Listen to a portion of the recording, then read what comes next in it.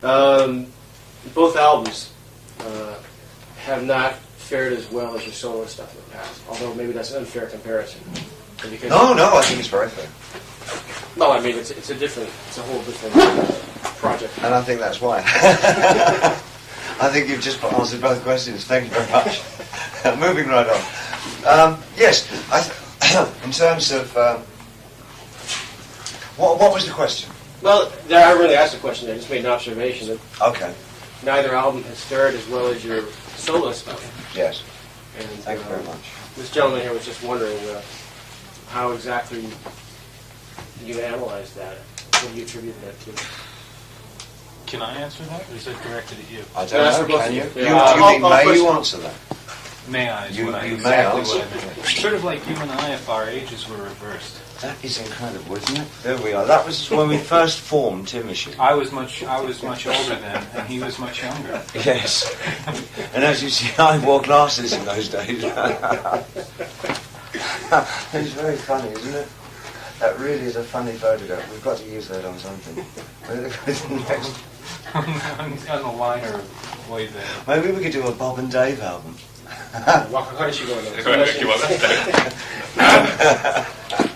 I think the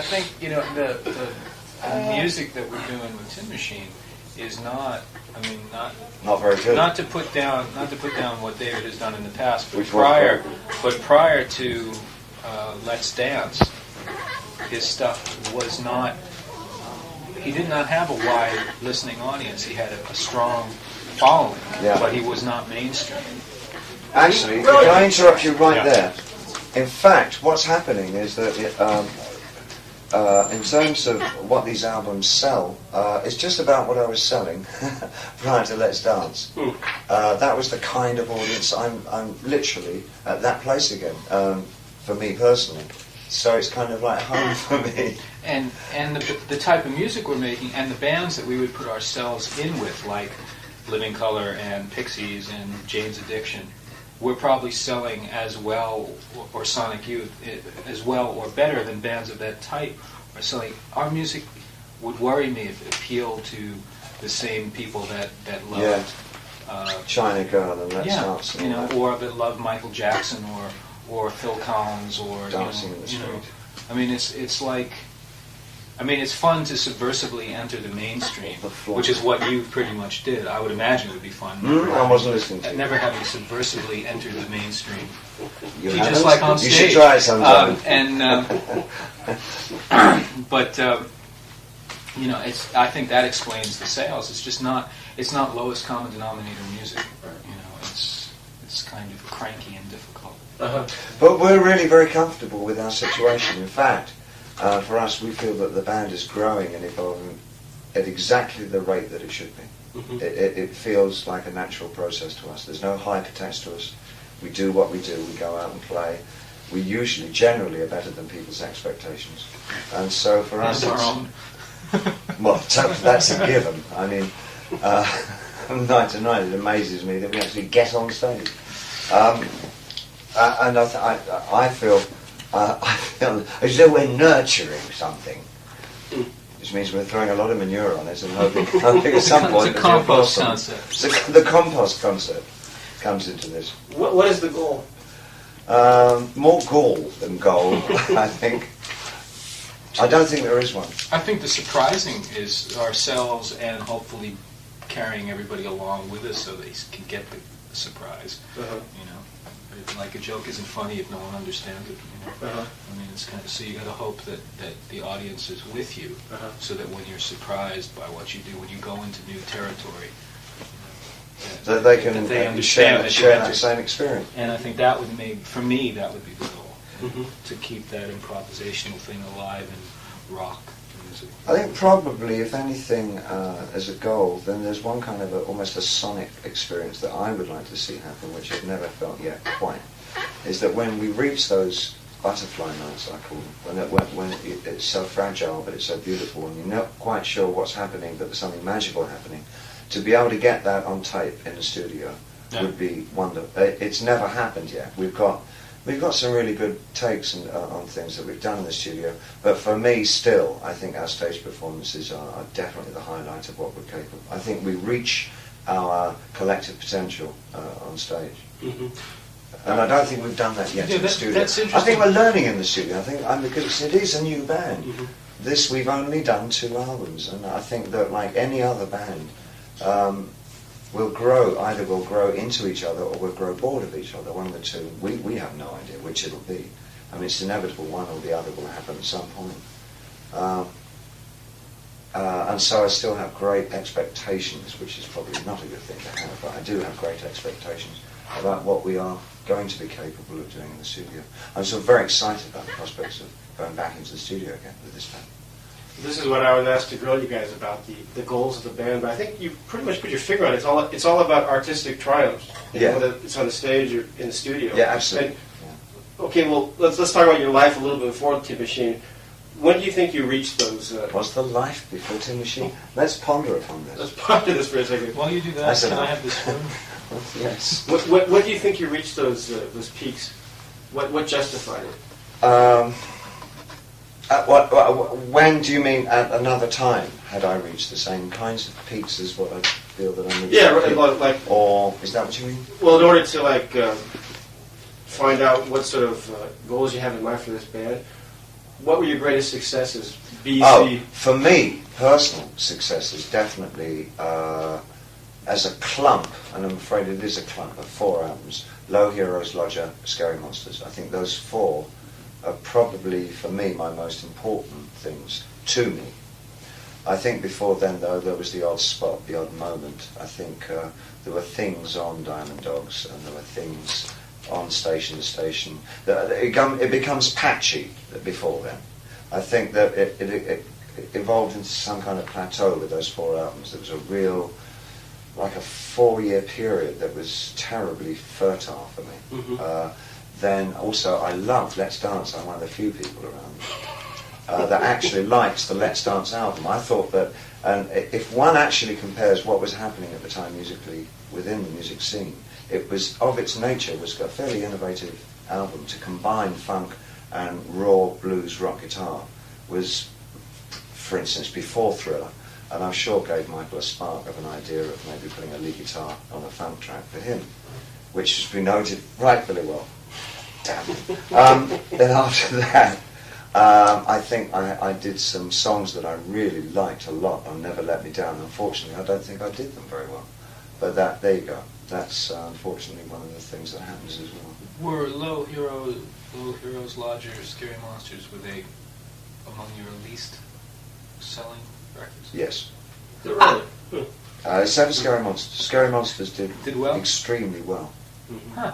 And I think that's because I'd sort of battered everybody to death with the other 3, and by the time we got to Scary Monsters, they kind of got the idea of what I was trying to do. Harmony through insistence. And so when actually I had a hit with that, that's when I decided to change and do Let's Dance, and completely go the other way. Mm-hmm. But I guess the point is it doesn't happen by design.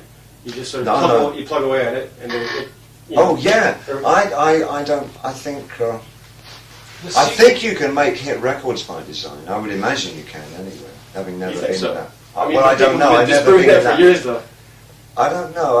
I think there are a lot of formalised stuff out there that is predictably sounds right and actually does get radio play and ends up in the charts and does the job it's supposed to do. I think virtually everything that Janet Jackson has ever done has been sort of a formalised particular kind of thing that's oriented toward the charts, and indeed that's what it does for her. But Black and white. I think the kind of music that both Tin Machine are involved in and I individually have been involved in, and music that Reeves has been involved in before this, has been really a question of just playing around with art and making a living out of it, and we're very lucky too. The other thing about having a small, dedicated following is that as you satisfy your own criteria, chances are, if they've aligned themselves with you, it's a similar criteria of what they're looking for. Yeah. So you don't have to. You don't have to second guess your audience. You just have to try to do follow the muse where it leads you. And all those cliches. Do you find yourself having to battle David's past? Are you catering to an audience that's sort of looking for heroes and? I don't think Tin Machine has had that problem with an audience necessarily, because the places we've been playing have been just about the right size for Tin Machine. Yeah. I think that on a press level we battled the past, but on the other hand we also, I think there's a certain perverse streak in the band that allows it to on the other hand, for a writer, I think it's probably a good writing point. I mean, it gives him something to fill his page up with. I mean, there's not much. You can't really go on at length about the kind of sound that we make, because it's nothing more boring than reading about how a band sounds. So I think if you're going to write about anything, it's like, can this band live with David Bowie? And that's the sort of, I mean, I often get the impression that that's the usual soft approach to doing an article about, is that, well, what's the angle? I know, I've got a good one. How do they feel about being in the shadow of David Bowie? You know, that I bet they've never been asked that before. And then, and so you get, films of articles about what it's like for me to be in the shadow of Tin Machine once they've seen the show. But the audiences themselves know. I mean, to my knowledge, unless I'm completely Pete Townsend out now, I've never heard anybody yell out a Major Tom or a Gene Genie or anything like that. We do get an occasional soupy, though. We have gotten, in America, the occasional soupy. You do the mouse. But what's that? It was one of his songs. Oh, I see. Yeah, you have to explain it to the Japanese. Well, yeah, they don't know who Soupy okay. Sales is. No, but I'll explain. Okay. Hunt and Tony, Soupy Sales songs. I mean, the thing is, but there you go. In a small way, you're carrying that history as well.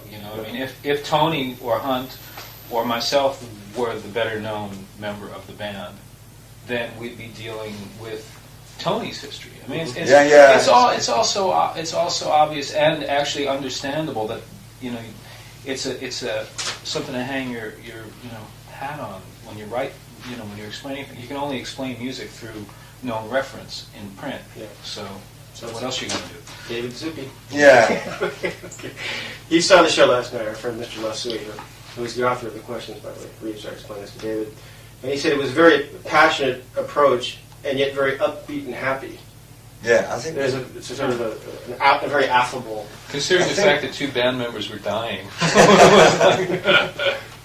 What were they dying from? Well, Hunt's neck. Hunt's got the most incredibly stiff neck. He's been walking around like a piece of concrete for the last 2 or 3 days. He's moving like Ray Charles. Yeah, he's doing a very accurate Ray Charles impersonation.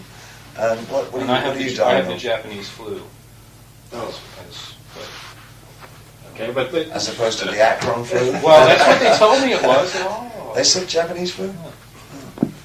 At any rate, it was a very sort of at-home type of approach. Yeah, I mean, we've sort of made up our minds. It's not. There's no point in being professional. Oh God, no! That went out the door ages ago with this band. I think it's not. We don't want to. We don't want to not entertain people, but we're not doing a show. But how can I explain this? Well, there's a certain density to the music a lot of the time that if it was couched in seriousness, yes, it would be impenetrable because there'd be no door in, And if you see people on stage having fun and then doing something that is a difficult listen, I think that you have a sense of their humanness, and you can feel a little bit more what they're trying to say, even if you don't. I think we need because when we get down to actually playing, it's played very earnestly and quite seriously. And I often, especially after say a 10 or 12 or 14 minute piece, I mean, you actually need the relief of a little bit of, before you get going on another attack, and because we are with who we are, and the Sales Brothers are naturally very funny guys, and this thing just happened. I mean, it just started that suddenly they were doing bits. It was like working with Henny Youngman or something. It's funny, and it's like you can't change them. That they are what they are, and they are these great musicians that happen to have Soupy's sense of humour. And it's contagious. And it's certainly, I know for me, I mean, humour has been a substantial mattress to my life. I've always got on well with humorous people, and I share other people's humours, and I feel that it's brought it out a lot in me. That I feel that it's okay to not, just keep a deadpan face throughout the whole of one's performing life. That it's okay to kind of get some relief every now and again. I've bought this CD, Buck Owens and the Buckaroos live at Carnegie Hall, 1962. And a lot of the country, he went on the Hee Haw and all that. And a lot of the country bands always had bits between songs, Said this to me And on stage last night, he came up last night and said, it sounded like fucking Buck Owens. It's like we're turning into Buck Owens and the Buckaroos. Between songs, It's like Sonic Youth meets Buck Owens and the Buckaroos. The role model to which we all aspire, I'm sure. That was the yin part of the question. The yang part was there's always a dark side to this question. There's a dark undercurrent, and that shouldn't there be some sort of a healthy tension or perhaps ill feelings there to sort of bring out the. Okay, don't worry, they're playing. When we're playing, that's the. The bile flows freely. There's terrific aggression within the band. Within there are currents of tension running between various members in this band. It's musically, that nobody wants to give in, and nobody wants to do what the other guy wants him to do. There's an awful lot of that. Hunt and Tony, for example, they're still mad at each other over bunk beds. They're mad at each other for being born in the same family. Tony won't take cues from Hunt because he's older than Hunt, right? Hunt is pissed at Tony because Tony won't listen to him because he's the drummer, and he's the bass player. And Hunt won't take cues from anybody, right? And because Buddy Rich never took cues from anybody. It's like Buddy Rich having to be in a Democratic band, if you can imagine what a nightmare something like that would be. And then David is singing up front, and every now and then, you get the girls up front saying, "Oh, David," and of course, and the I rest remember of the band that I have a certain position, right? To hold. And you're not supposed to cross in front of him on stage because he gets upset. And the rest of the band's like, "Fuck you," So there's this whole, but only while we're playing. It all comes out mostly while we're playing. And do you know something? On the most magical moments, I've never noticed any harmony within the band. Do you know what I mean? Usually you get that thing where everybody comes up and says, "Oh, there was such like a togetherness or something." When it's particularly special, everybody is so distanced from each other that it makes me wonder actually if this is a healthy band to be in. Well, it's a cathartic band to be in. Catharsis is a healthy thing in any event. But there is terrific tension. This whole ride hasn't been a barrel of laughs. We've had unbelievable fights and arguments. Really heavy ones. But I think that and not about the music necessarily. No. Again, not necessarily about the music. And I do believe that does go into the chemistry of any band. I knew the Who very well when we started hanging around together. And I could not believe that I knew them at their high point when we were all kids virtually. I could not believe that they were capable of getting up on stage and playing. Together. We're nothing like that, not quite anywhere near that.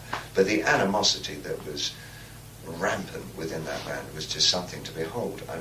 Nobody had any time for anybody else in that band. It was extraordinary. It really was.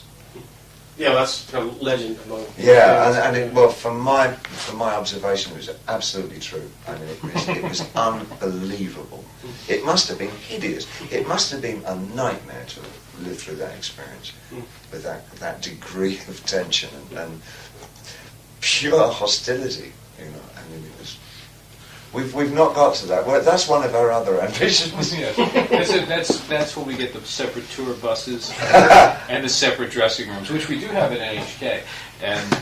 Yes, this is the first time we've ever had our separate dressing rooms. But I'm not sure. We're still talking to each other in the hallway, though. Yeah, it's a hallway collective. I'm not sure if I'm not ready for this yet, actually. Solo dressing room thing. Let me clarify something here. David, you're the only one who's just committed to Tin Machine right now. Everybody, you were doing. Yes, he has no commitment whatsoever. You were doing soundtrack. Oh yeah, I do. done a bunch of different soundtrack things, and I have friends of mine that I've been playing with in Boston and continue to play with, it's Tin Machine is the main thing, but I mean there's plenty of room for everybody to do stuff, you know. And they do other things. I mean, Tony's endeavouring quite hard to continue some kind of acting career because he's done a few things in the States on TV and whatever. And Hunt. And a great candy ad. And a great candy ad, so I understand. Was that we saw it? Blues. Oh, Scandinavia. Oh, yes, that was very funny. We wouldn't let him forget that one. And there was and Hunt, mind you haven't seen June. Never mind. Oh, yeah, we all know about that over here. June. Don't worry, I'll let you see one. You? It's just another closet of mine there. I believe Miles Davis advertised the same product. Fabulous. Well, then I guess that makes it okay. That's okay. Oh, then, well, Hunt will agree. His short days are number 2. Hunt has a kind of a Charles Bukowski thing going for him. He's basically a beatnik, I think.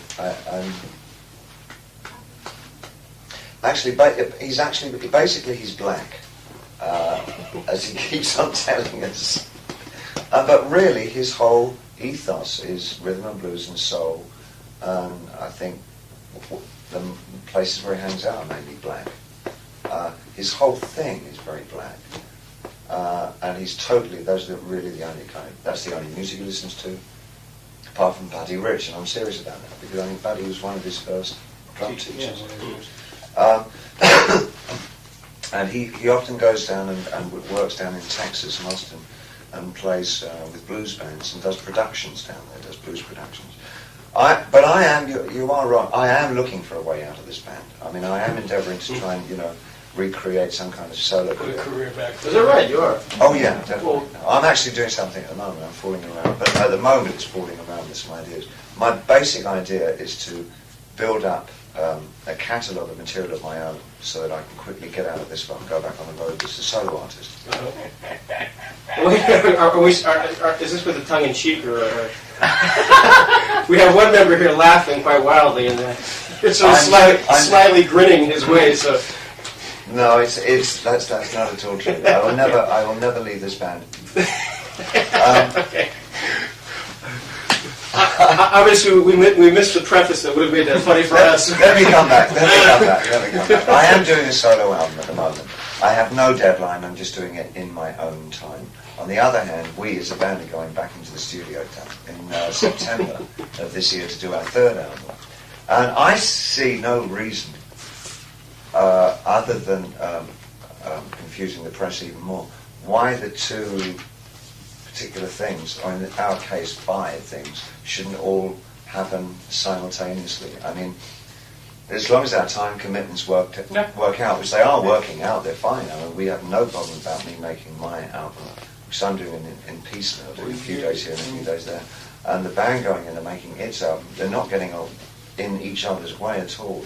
And we enjoy different things for different reasons. I mean, I have a completely different kind of thing that I want to do for myself as a solo artist that would have absolutely nothing to do with Tin Machine. Yet, on the other hand, Reeves would probably do a couple of things on my solo album. And one of the tunes, maybe? Yeah. And I mean, to use a real kind of a clunky parallel, Phil Collins and Genesis seem to have worked it out over the years. I mean, I'm not pleased, don't think I'm putting it something their way. Why don't you, there's maybe a better one. All right, think of another one. Paul McCartney.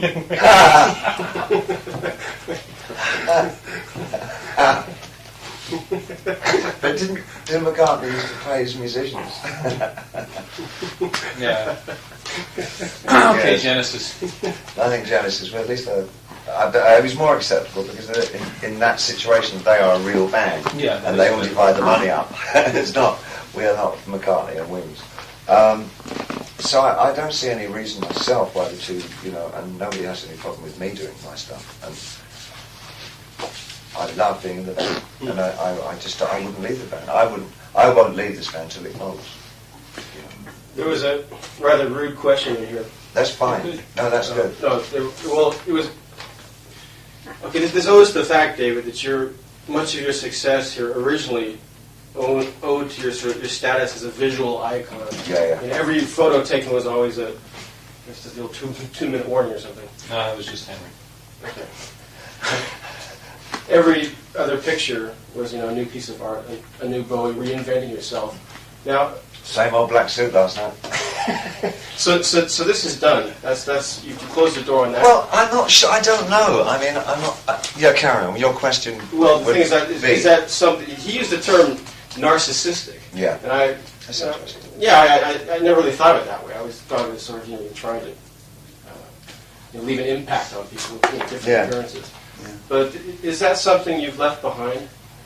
The visual icon? I would doubt it. I love dressing up, but I mean, I've seen no cause to over the last few tours. I mean, it's the dressing up was usually done for a reason. I mean, there was usually. I mean, the real dressing up sort of came to a close in 1976. I mean, that's really the last time I did sort of outrageous sorts of things, because I mean, they were geared around particular archetype or stereotype personas that I wanted to develop for the music that I was playing at the time. So they weren't the physical manifestation of the character. It wasn't just kind of an afterthought. I mean, it was part and parcel of this blue-eyed soul singer for the Young Americans thing, the extreme Nazi-fied black and white thing for Station to Station, the alien Ziggy Aladdin same thing. I mean, there were particular reasons for those things. They weren't sort of, what shall we wear this tour? Which it became that after, because I didn't have any characters left anymore, and I was writing from it, as of Low, I was writing from a different place. I was writing very much from me, rather than writing for this persona type thing. Then it just became, what shall I wear? So really it's just basically the colour of the suits changed after that, more than anything else. But if I had an idea for a great visual presentation, I think I'd jump into it immediately, because I love doing that kind of work. It's very stressful. I mean, those monumental shows are really hard work. But, I mean, you're probably aware of Kansai Yamamoto. Yes, sure. When Kansai and I first, because Kansai did all the original costumes for Ziggy Stardust. Is that right? Yeah. Oh. I still have them all, each and every one of them. And we both felt that we were innovative in our time. And the collaboration, we thought, would be just something nobody had ever seen before. And it worked with the space music I was writing, and with what he was doing to kabuki and no theatre, basically taking the traditional Japanese thing and throwing it into outer space. Just made total sense with the Ziggy character. In fact, he's talked briefly with me this trip about doing something with him in a couple of years' time, that he wants to do some huge, one of his new, he's doing all these enormous extravaganzas. Can you have an extravaganza? I suppose if you overqualify something. I mean, if it works out, God, I'd love to. Great, 1,000 torchbearers or whatever it is. I mean, I love all that, it's great. But it's not for this. I mean, it's not. That's not what we are. Yeah. And probably not what I'm doing solo for the next couple of albums. But if it ever came out, yeah. Yeah, I guess that's one reason why Tin Machine provides Next to 2 minutes. the old 2-minute warning. The one thing I do know is that the old songs aren't done. I'll never do those again. That is for certain. The old song? Yeah, the ones that I stopped doing in 1990. That is definitely, unequivocally, the end of that period. Of those songs. There's actually a question about, you want to know what you think about guys who do make a living resting on their laurels? That's their own decision. If that's what they want to do, then I would only half believe them if they say that's what they want to do. If that's how they feel that they should appear, and then that's completely theirs. That's their decision to make. It was my decision that I didn't want to do that. I don't want to end my time carrying luggage around and sort of walking through shows with no real enthusiasm and this sort of paying lip service to stuff that really stopped meaning anything to me 10, 15 years ago. I can't do that. You can, you used to assume those personas, but you could never sort of characterize yourself, I guess. That's much. It's like, how many times can you sing and go, ground control to major tom? I mean, it's like it's like, you know, it's like when you catch yourself humming a tune and say, "Oh, I didn't realise I was singing that." Well, that's how I feel half the time, or was feeling, you know, doing some of my old songs. I mean, I was thinking of things like, did I shut the door properly? I mean, this stuff would go through my head as I was singing all these huge things that I should be imbuing with all this emotional sort of... Did you turn the oven off when you left? Did I turn the oven off? It was really at that level, which is terrifying. You really know something's wrong when you catch yourself somewhere else totally. When you're on stage, you're singing a song, and you're thinking about, I wonder if so-and-so ever got back to... I mean, you know, what am I doing singing this stuff? I'm not even thinking about it. There was one last question. なんかしたい？アクセルの話を聞きたいんだけどね。Ah, so okay, on the cover of the magazine there was a picture of Axl Rose there, who's sort of the quintessential young rock and roll animal. They snickered. Well, he ain't Gene Vincent. Yeah. Do you ever look at a younger guy like this with envy? Like, you know, he's this is his moment in the sun. How old is he? He's probably about mid-20s, isn't he? Like 27, something like that. Yeah, around the middle, I think. So he's 7 years younger than me. Do you envy that? No, I don't feel any generation gap. I mean, I feel like he's real mainstream to my ears. You know, so I don't feel like he's cutting edge or any of those things that you're supposed to expect from someone that's like the. Oh, you know what I mean? Yeah, so well, it's definitely not cutting edge, but I mean, he just sort of personifies that sort of the ethic of the self-destructive. Yeah, but you know, he's as much that as Harry Connick is Frank Sinatra. You know, I mean, it's like it's just it's the next generation of the same thing. I'm looking for the thing I haven't seen before. You know, heard before. How about you? As an elder statesman of pop? I would not particularly envy him because I can guess the kind of furniture that he buys with the money that he makes. Okay. I think you're hinting at something very painful. You don't like smoked plexiglass? I used to in the 70s. Hey, can't you listen to the radio? Okay, Joe, I think we got what we need. We got the old heave-ho here, so we shall leave you to your own devices. I mean, my presumption is that he buys furniture. Excuse me, we're ready now. Okay.